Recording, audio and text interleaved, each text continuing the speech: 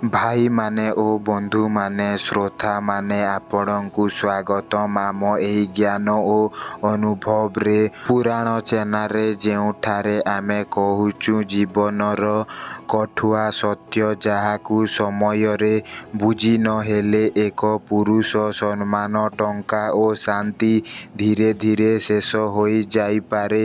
ଆଜିର ବିଷୟ କିଛି ସେନ୍ସିଟିଭ୍, କିଛି ଧାର୍ମିକ, କିଛି ସାମାଜିକ ଓ ହଁ, କିଛି ଲୋକଙ୍କୁ ଏହା ଚୁବିପାରେ। କିନ୍ତୁ ସତ୍ୟ ସଦା କାଟୁଆ ହୁଏ ଓ ଆଚାର୍ଯ୍ୟ ଚାଣକ୍ୟ କେବେ ମିଛ କହିନଥିଲେ।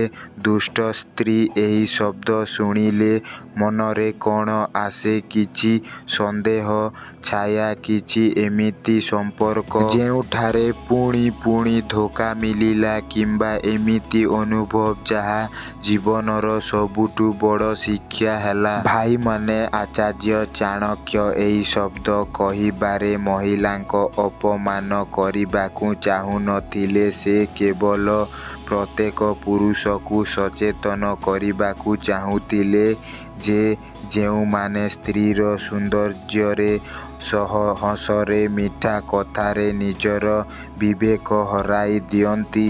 ଚାଣକ୍ୟ ଚେତାବନୀ, ସ୍ତ୍ରୀରେ ଅଗ୍ନି ଅଛି। ଯଦି ଠିକ୍ ରୂପରେ ମିଳେ ସେ ଲକ୍ଷ୍ମୀ ହୋଇଥାନ୍ତି, କିନ୍ତୁ ଯଦି ପରିଚୟରେ ଭୁଲ ହୋଇଯାଏ ସେ ସୀତା ନୁହେଁ, ମନ୍ଥରା ହୋଇଯାଏ। ଦୁଷ୍ଟ ସ୍ତ୍ରୀ ସାଧାରଣ ମହିଳା ନୁହେଁ। ସେ ଚାଲାକ, କିନ୍ତୁ ଭୋଲା ଭାବରେ ଦେଖାଏ। ସେ ଆକର୍ଷଣ କରେ, କିନ୍ତୁ ମନରେ ବିଷ ଭରେ। ସେ ସାଥ ଦିଏ, କିନ୍ତୁ କେବଳ ସ୍ୱାର୍ଥ ପର୍ଯ୍ୟନ୍ତ। କାହିଁକି ଏହି ବିଷୟ ଜରୁରୀ? ଆଜିର ଦିନରେ ଯେଉଁଠାରେ ସୋସିଆଲ ମିଡ଼ିଆ, ଦୁଷ୍ଟ ଦୋସ୍ତି ଓ ଦେଖାଲିଆ ସମ୍ପର୍କର ଦିନ, ଅନେକ ପୁରୁଷ ସେହିପରି ସ୍ତ୍ରୀଙ୍କ ଜାଲରେ ପଡ଼ୁଛନ୍ତି, ଯେଉଁମାନେ ଧୀରେ ଧୀରେ ସେମାନଙ୍କୁ ଆତ୍ମହତ୍ୟା, ଦିବାଲିଆପଣା ଓ ଡିପ୍ରେସନ ପର୍ଯ୍ୟନ୍ତ ନେଇଯାଉଛନ୍ତି। ମୁଁ ଜାଣେ ଆପଣମାନଙ୍କ ମଧ୍ୟରୁ ଅନେକ ଏହାକୁ ଭୋଗିଛନ୍ତି, କିମ୍ବା ଏବେ ଭୋଗୁଛନ୍ତି, କିମ୍ବା ଭବିଷ୍ୟତରେ ପଡ଼ିପାରନ୍ତି। ତେଣୁ ଆଜିର ଆଲୋଚନା ଚେତାବନୀ, ଚାଣକ୍ୟ ନୀତିର ଆଲୋଚନା, ଦୁଷ୍ଟ ସ୍ତ୍ରୀଙ୍କ 7ଟି ପ୍ରମୁଖ ପରିଚୟ। ପରିଚୟ 1, ସେହି ସ୍ତ୍ରୀ ଯେ ଶ୍ରଦ୍ଧା ତୁଳନା କରେ। ଦେଖ ସମାଜିକ କେମିତି ସ୍ତ୍ରୀକୁ ବୁଲେଇବାକୁ ନେଉଛନ୍ତି। ମୋ କଲେଜ ଫ୍ରେଣ୍ଡ ବଡ଼ କେତେ ଧନୀ ଥିଲେ,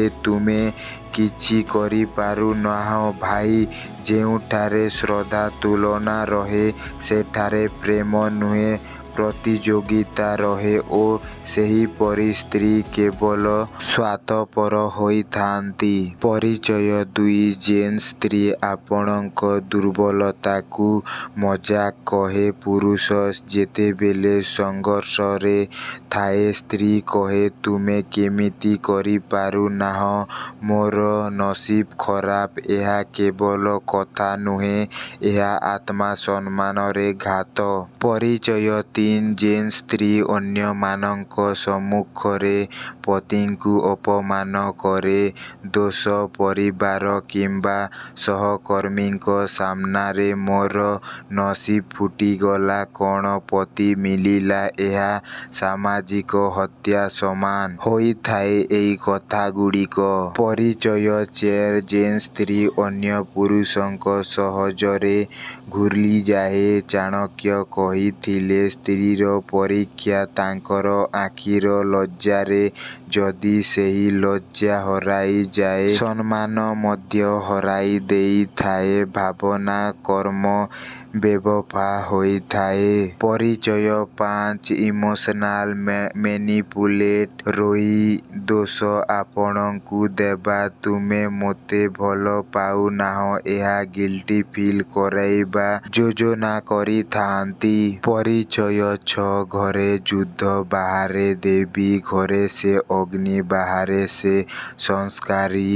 ସମାଜରେ ନିଜକୁ ପୀଡ଼ିତ ଦେଖାଇ ଆପଣଙ୍କୁ ଖଳନାୟକ କରିଦିଏ।